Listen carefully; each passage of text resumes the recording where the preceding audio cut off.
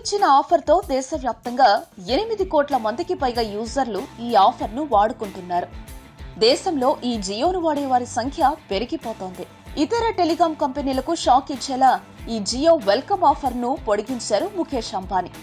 ముందుగా డిసెంబర్ 31 వరకు ఇచ్చిన ఈ ఆఫర్ కాలపరిమితిని తర్వాత మార్చి 31, ఆ తర్వాత మే 31 వరకు పొడిగించారు.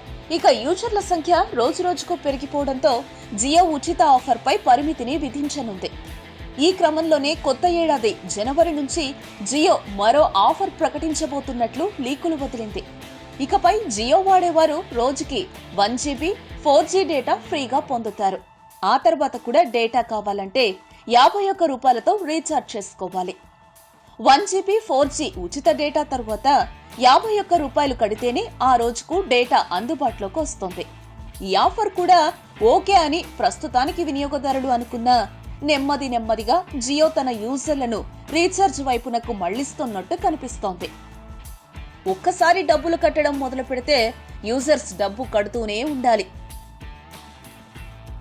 ఈ వీడియోపై మీ విలువైన కామెంట్స్ ని మాతో షేర్ చేసుకోండి. అండ్ ఇంకో విషయం, సబ్స్క్రైబ్ చేయడం మర్చిపోకండి.